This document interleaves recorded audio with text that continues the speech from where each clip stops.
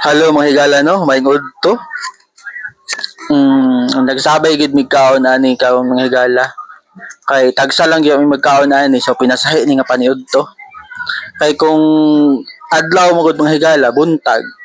So atong isa ka higala sayo kanim hawag balay.